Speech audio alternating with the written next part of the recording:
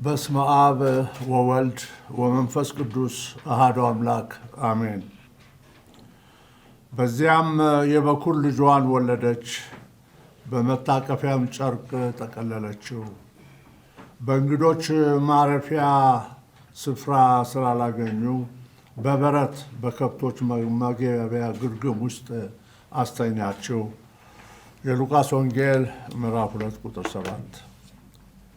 በክርስቶስ የተወደዳችሁ ብፁዓን ጳጳሳት፣ ክቡራን ካህናት፣ ገዳማውያንና ገዳማውያት፣ መላው የሀገራችን ሕዝቦች፣ ከሀገራችሁ ውጭ የምትኖሩ ኢትዮጵያውያንና ትውልደ ኢትዮጵያውያን፣ የተወደዳችሁ ምዕመናን እንኳን ለ2018 ዓመተ ምህረት የጌታችን የመድኃኒታችን የኢየሱስ ክርስቶስ በዓለ ልደት በሰላም አደረሳችሁ አደረሰን።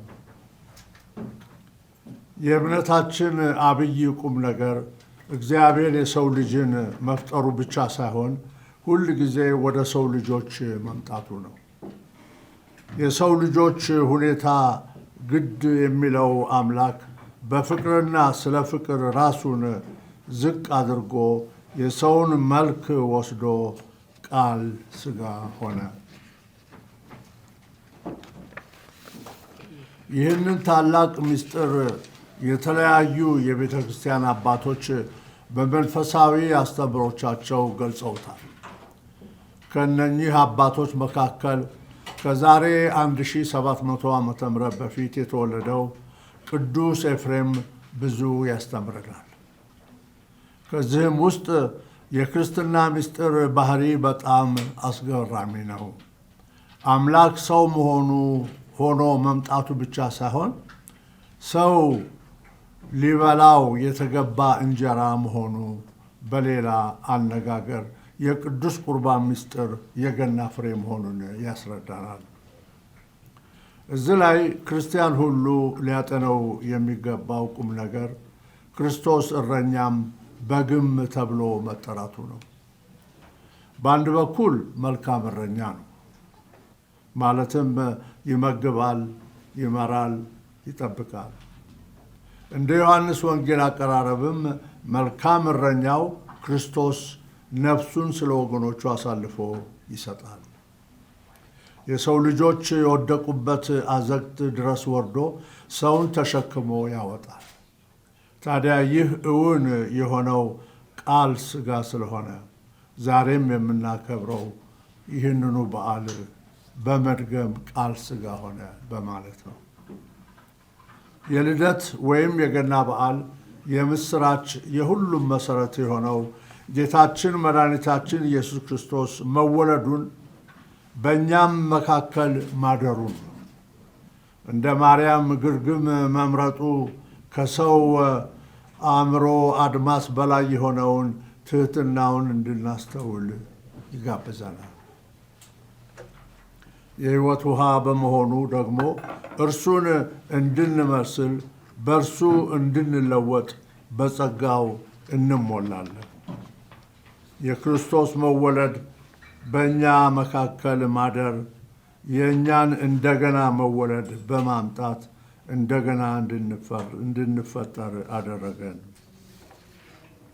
ቅዱስ ጳውሎስ እንደሚለው አሮጌው ሰውነት አልፎ አዲስ ሰውነት መጣ፣ ማንም በክርስቶስ ቢሆን አዲስ ፍጥረት ነው የሚለው አረፍተ ነገር ራሳችንን እንድንመረምር የሚጋብዝ ነው።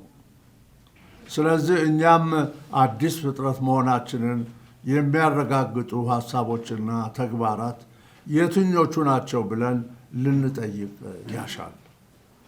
በግልም ሆነ በጋራ ምን ስናስብና ምን ስንሰራ ይሆን አዲስ ፍጥረት መሆናችንን የምንመሰክረው?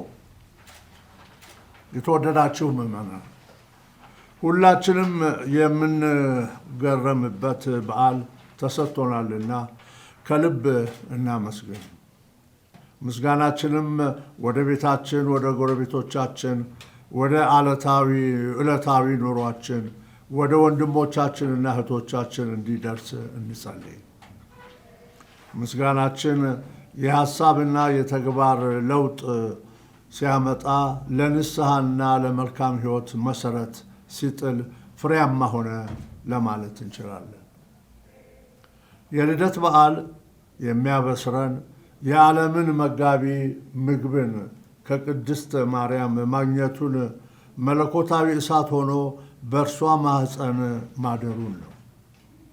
እኛም አሁን እንደ እረኛውና እንደ በጉ ምሳሌ መለኮታዊ እሳት በቅድስት ማርያም ውስጥ ማደሩን እንድናደንቅ፣ እንድንመረምር፣ በተለይም እንድናወድስ ተጠርተናል።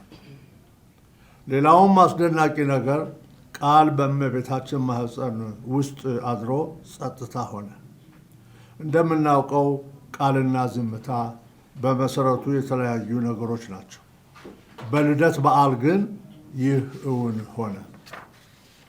የተከበራችሁ ምዕመናን፣ እንግዲህ በዚህ መንፈስ በመገረምና በምስጋና በመደነቅና በውዳሴ የልደትን በዓል እናክብር።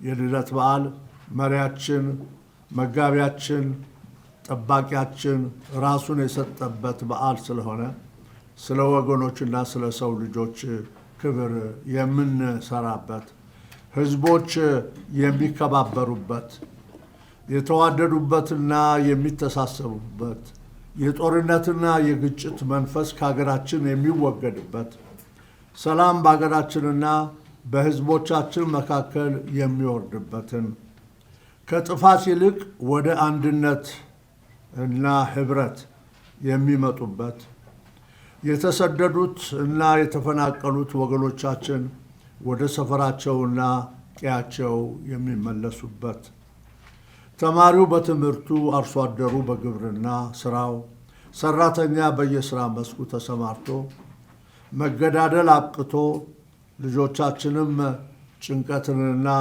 ችግርን ሳይወርሱ በንጹሕ ሐሳብና ሕሊና መልካም ዜጎች ሆነው እንዲኖሩ ስለ ሰላም ሁሉም ተባብሮ እንዲሰራ ስንል በእግዚአብሔር ስም እንጠይቃለን።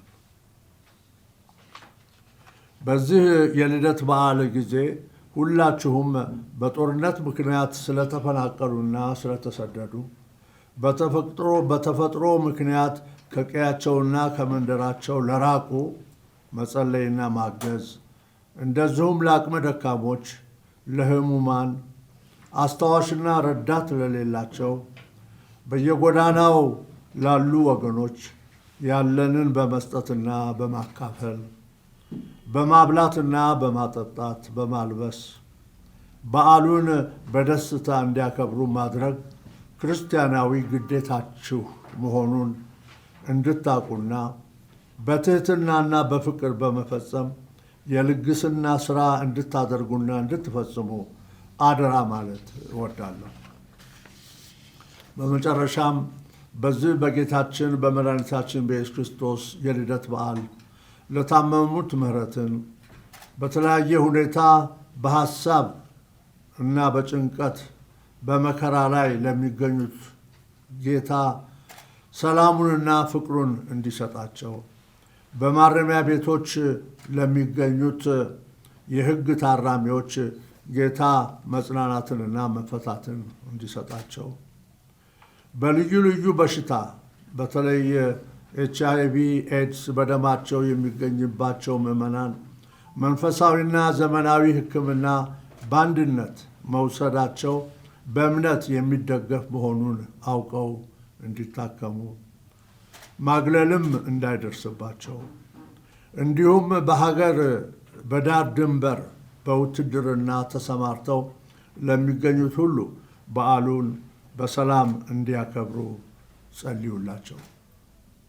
ሁላችንም የሰላሙ ንጉሥ ሰላማዊ ኢየሱስ ክርስቶስ እውነተኛ ሰላሙን ለሀገራችን ለኢትዮጵያ እንዲሰጠን በጸሎት እንበርታ፣ እንትጋ። ልዑል እግዚአብሔር የተቀደሰና የተባረከ የልደት በዓል ያድርግልን። በስመ አብ ወወልድ ወመንፈስ ቅዱስ አሐዱ አምላክ አሜን።